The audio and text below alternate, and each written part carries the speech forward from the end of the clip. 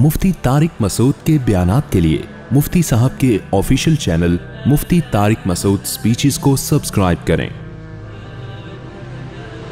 ग़ज़वा हिंद हज़रत ईसा अलैहिस्सलाम के साथ जिहाद बिस्सैफ और हज़रत इमाम मेहदी के साथ जिहाद को कुछ लोगों ने झुठलाना शुरू कर दिया है। क्या ये सही है? हज़रत ईसा अलैहिस्सलाम के साथ मिलके जिहाद होगा, हज़रत महदी की क़ियादत में जिहाद होगा। ये तो बुखारी मुस्लिम की सही अहादीस से साबित है और उम्मत का इजमाई अक़ीदा है। इसका इनकार करना ये गुमराही है। बाकी देखो, नबी सल्लल्लाहु अलैहि वसल्लम ने जितनी भी मुस्तक़बिल की पेशगोइयाँ की हैं उनमें कुछ तो पूरी हो चुकी हैं। आप सल्लल्लाहु अलैहि वसल्लम ने पेशगोई की थी, एक आग निकलेगी। मुझे पूरी हदीस के अल्फाज याद नहीं है, बहुत यानी ज़ाहिर है हदीस पढ़े हुए 20-25 साल हो गए। ये वाली हदीस है, इसकी बात कर रहा हूँ कि उससे ऊँटों की गर्दनें रोशन हो जाएंगी। तो अल्लामा नववी रहमहुल्लाह ने लिखा है कि ये आग लग चुकी है दुनिया में, बहुत बड़ी आग लगी थी अरब में। तो ये नबी सल्लल्लाहु अलैहि वसल्लम की पेशगोई पूरी हो चुकी है आज से कई साल पहले, कई सौ साल पहले। तो ऐसे ही नबी सल्लल्लाहु अलैहि वसल्लम की जितनी भी पेशगोइयाँ हैं कुछ पूरी हो चुकी हैं, कुछ पूरी होंगी। लेकिन नबी ने जो भी मुस्तक़बिल में हमें बताया कि होगा, उसमें हमारा ईमान है होगा।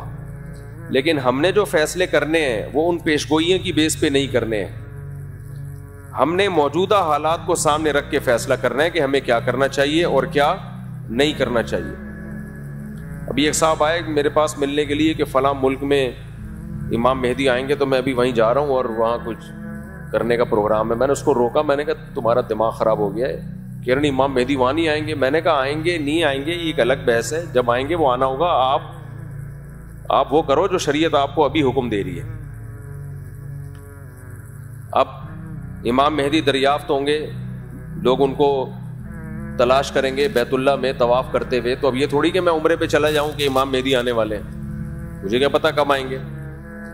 जब जो काम होगा वो होके रहेगा। हमने वो करना है जिसकी शरीयत जिसका हमें हुक्म दे रही है। देखो, नबी सल्लल्लाहु अलैहि वसल्लम की सीरत में जिहाद भी नजर आएगा आपको, दावत भी नजर आएगी, बर्दाश्त भी नजर आएगा, इंतकाम लेना भी नजर आएगा। ये सब चीजें नबी सल्लल्लाहु अलैहि वसल्लम की सीरत में है। इंतकाम भी लिया आपने, बर्दाश्त भी किया आपने, जिहाद भी किया आपने, जिहाद को टाला भी है आपने। सुलह हुदैबिया में आपने जिहाद को टाला है। यहूदियों से दुश्मनी भी की। इधर तवज्जो करें मेरी तरफ, उधर क्या देख रहे हैं। यहूदियों से आपने दुश्मनी भी की और यहूदियों से मुआहदे करके एग्रीमेंट भी किए, जंग बंदी के। तो इससे पता चलता है भाई, इस्लाम हमें हुक्म देता है ग्राउंड रियलिटी, जमीनी हकीकत को सामने रख के फैसला करो। जमीनी हकीकत को सामने रख के फैसला करो क्या करना चाहिए और क्या नहीं करना चाहिए। तो दो मैदान हैं जो इस्लाम ने हमें दिए। एक मैदान है दावत का और एक मैदान है जिहाद का। तो जिहाद के मैदान में ये फैसला करना पहले जरूरी है कि कहां होगा कहां नहीं होगा, उसके असबाब क्या हैं आपके पास। नबी सल्लल्लाहु अलैहि वसल्लम ने मक्का में 13 साल जिहाद नहीं किया, असबाब नहीं थे। नूह अलैहिस्सलाम ने 950 साल जिहाद नहीं किया, इसलिए कि 40-50 लोग पूरी कौम से नहीं लड़ सकते थे। बनी इसराइल ने हज़रत मूसा अलैहिस्सलाम जब तक नहीं आए फ़िरौन के ख़िलाफ़ बगावत नहीं की, और मूसा अलैहिस्सलाम के आने के बाद भी बगावत नहीं हुई है। क्यों? फ़िरौन बहुत ताकतवर था, वो बनी इसराइल के बच्चे ज़बह कर रहा था। तो जो कौम अपने बच्चे ज़बह होने से नहीं बचा सक रही, वो उसके ख़िलाफ़ तलवार लेके कैसे चढ़ जाती फ़िरौन के ख़िलाफ़? इतना ताकतवर था। तो अल्लाह ने वहाँ भी असबाब इख्तियार करने का हुक्म दिया। मूसा अलैहिस्सलाम से फरमाया वअवहैना इला मूसा व अखीही अन तबव्वआ लिक़ौमिकुमा बिमिस्र बुयूतन वजअलू बुयूतकुम क़िबला। क्या मूसा, आप अपनी कौम से कह दें कि अपने घरों में नमाज पढ़ो और अल्लाह की मदद का इंतजार करो। बस ये नहीं कहा कि जाके जो है ना फ़िरौन पे चढ़ाई कर दो। सबर सबर सबर। और फिर एक दिन हुक्म आया कि बनी इसराइल को लेके आप मिस्र से निकल जाए। वहां भी फ़िरौन ने पीछा किया है, तो वहां भी ये हुक्म नहीं दिया फ़िरौन पे चढ़ाई कर दो। वजह क्या है? ताकत का तवाजुन बोलो है ही नहीं, कोई ना, कोई बराबर भी नहीं है ना, कोई انتہائی طاقتور کے سامنے انتہائی کمزور. ہاں کہیں معجزہ ہو گیا تو ایک الگ بات ہے کہ کمزور کو اللہ نے بہت زیادہ طاقتور پہ غالب کر دیا, یا اللہ نے خود حکم دیا ہو کمزور کو کہ براہ راست کے لڑو, تو پھر تو لڑنے کے علاوہ کوئی آپشن نہیں ہے. جب تک آسمان سے وحی نہیں آ جاتی تو وہاں پھر اللہ کا حکم یہی ہے, ان یکم منکم مئۃ یغلبوا مئتین, 100 اور 200 کا ریشو کم از کم ہونا چاہیے, آدھی طاقت ہونی چاہیے. آدھی بھی نہیں ہے تو میری اجازت نہیں ہے لڑنے کی. اتنی طاقت ہو تو جا کے کرو یہ کام, ورنہ آرام سے بیٹھے رہو, اس سے بھی جاؤ گے جو ہے. تو اس لیے اس وقت جہاں جہاد ہے وہاں تو ہے, ہم اس کے منکر نہیں ہیں, لیکن جہاں جہاد نہیں ہے وہاں لڑائی کا میدان گرم کرنے سے مسلمانوں کا نقصان زیادہ ہوگا, مسلمانوں کو فائدہ نہیں ہوگا, کیونکہ تمہارے پاس کچھ ہے نہیں لڑنے کی. تم اپنا دفاع کر لو, بہت بڑی بات ہے. ابھی تو اپنے ملک کو بچا لو بس. اور ہمارے یہاں کہتے ہیں ملک پہ ادھر جا کے چڑھائی کر دو. ادھر چڑھائی کرو گے کن میزائلوں سے؟ امریکہ سے میزائل لے کے امریکہ پہ چڑھائی کرو گے؟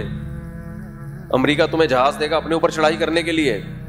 تو ابھی اپنے ملک کو بچا لو کسی طریقے سے, اس کی سالمیت خطرے میں ہے. ابھی سب سے بڑا جہاد یہی ہے کہ ملک بچا لو آپ. تو دوسرا میدان ہے دعوت کا. دعوت کا میدان کیا ہے؟ نرم, اس میں تلوار نہیں ہے, جو تبلیغ ہے. موسیٰ علیہ السلام کو اللہ نے فرعون کے پاس بھیجا, قولا لہ قولا لینا لعلہ یتذکر او یخشی. فرعون کے سامنے جا کے بھی آپ نے نرم لہجے میں بات کرنی ہے. تو فرعون سے بڑا ظالم دنیا میں کوئی ہو سکتا ہے؟ اور موسیٰ علیہ السلام سے زیادہ افضل دنیا میں کوئی ہو سکتا ہے؟ اتنے جلیل القدر پیغمبر کو کہا جا رہا ہے کہ ایسے ظالم کے سامنے بات کیسے کرنی ہے؟ بولو, نرم. تو آج ہماری دعوت میں نرمی ختم ہو گئی, دعوت میں نرمی ختم. جو جہاد کی جو میدان میں کرنے کی چیزیں تھیں وہ دعوت کے میدان میں ہو رہی ہیں. اس کو وہ بھی کافر ہے, وہ بے پردہ عورتیں. اب بے پردہ عورتوں میں بیان ہو رہا ہے تو یہ تھوڑی بیان ہوگا کہ تم سب جہنم میں جاؤ گے, سے وہ پردہ تھوڑی کر لیں گی. وہاں تو ادعو الی سبیل ربک بالحکمۃ والموعظۃ الحسنہ, اس کو تو حکمت سے دین کی دعوت دینی ہے, ان کو تو قریب کر رہا ہے دین کی دعوت کے لیے. تو یہ بہت بڑا مسئلہ ہے. اب گھر میں جو شخص دیندار بن جاتا ہے وہ بدتمیز بہت ہو جاتا ہے. گھر میں جو بھائی نمازی پرہیزگار ہوگا وہ کیا ہوگا؟ بدتمیز. تو ماں باپ کہتے ہیں باقی سارے نارمل ہے, یہ کچھ عجیب سی چیز آ گئی ہے مارکیٹ میں. تو اس لیے ہمارے حضرت فرمایا کرتے تھے کہ گھر میں جو دیندار بنتا ہے نا, نماز پڑھتا ہے, اس کو اپنے اخلاق بہت زیادہ اچھے کرنے پڑیں گے, بہت زیادہ اپنے اخلاق کو پہ محنت کرنی پڑے گی اس کو. تو دیندار لوگوں کو چاہیے بہت زیادہ احتیاط برتیں وہ, اس سے اللہ ان کے درجات بلند کرے گا. بات بہت لمبی ہو گئی, تو خلاصہ کلام کا یہ نکلا کہ بھائی جب امام مہدی آئیں گے جہاد ہوگا, عیسیٰ علیہ السلام آئیں گے جہاد ہوگا. ابھی آپ جو زمینی حقیقت کو دیکھ کے جو کرنا ہے آپ وہ کرو. لوگ کہتے ہیں میں امام مہدی کا لشکر تیار کر رہا ہوں, بالکل بھی آپ کو اس کی ضرورت بولو نہیں. کائنڈلی آپ یہ کام نہ کریں. کہتے ہیں میں عیسیٰ علیہ السلام کے لیے ایک لشکر تیار کروں, رہنے دو بس آپ. وہ لشکر کہیں اور جا کے پھٹے گا, سب کو خراب کرے گا وہ لشکر. سمجھتے ہو؟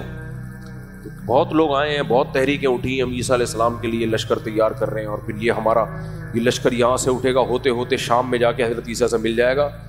وہ انڈا موڑ پہ ہی ختم ہو گیا آگے.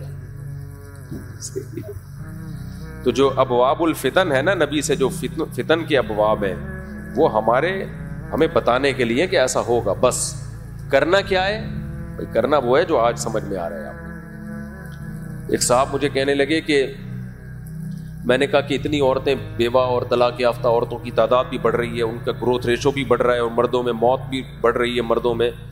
تو انہوں نے کہا دیکھیں تو قیامت کے قریب تو 50 عورتیں اور ایک مرد ہوگا, تو 4 شادیاں بھی کافی نہیں ہوں گی. حدیث میں آتا ہے قیامت میں عورتیں اتنی زیادہ ہوں گی, 40 ایک روایت میں آتا ہے 40 عورتوں کے مقابلے میں ایک مرد ہوگا. اب یا تو وہ ایٹم بم سے مرد مر چکے ہوں گے یا کیا ہوگا, یہ اللہ ہی بہتر جانتا ہے, لیکن ایسا ہوگا. حدیث میں آتا ہے 40 مرد اور ایک عورت, یہ ریشو ہوگا. تو اب میں کہوں کہ جی چونکہ قیامت میں ایسا ہوگا تو پھر تو اب ایک مرد 4 شادیاں بھی کر لے تو عورتیں پوری نہیں ہوں گی, تو کوئی فائدہ ہی نہیں ہے 4 شادیوں. ایک صاحب مجھے کہہ رہے تھے فائدہ ہی نہیں ہے, اس لیے تو کیا کریں ہم, تو ایک ہی کرو بس, ہم کو مرنے دو. اور یا کوئی مفتی آ کے فتویٰ دے دے کہ قیامت کے قریب 40 عورتیں ایک مرد ہوں گے, تو اس ایک مرد کے لیے 40 عورتوں سے نکاح جائز ہے, ابھی سے ٹریننگ شروع کر دیں ہم اس کی تیاری. حکیم لوگ دوائیں ایجاد کرنا شروع کر دیں بھئی ایک مرد اور 40 عورتیں ہوں گی تو ایک مرد کو 40 عورتوں سے نکاح تو کرنا پڑے گا نا, تبھی تو عورتیں نمٹیں گی.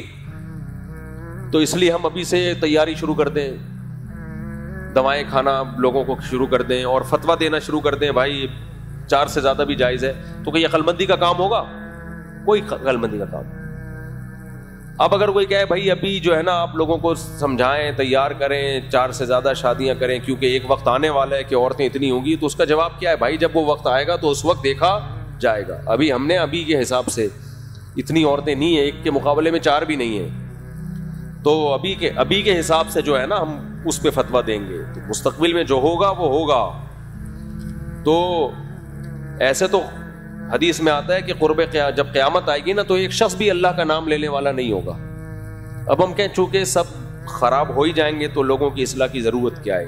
تو بھائی ہم نے تو ابھی اصلاح کرنی ہے, لوگوں کو جہنم سے بچانا ہے. جو ہونا ہوگا وہ جب ہونا ہوگا وہ ہو جائے گا. ہم نے ابھی کو دیکھ کے چلنا ہے کہ ابھی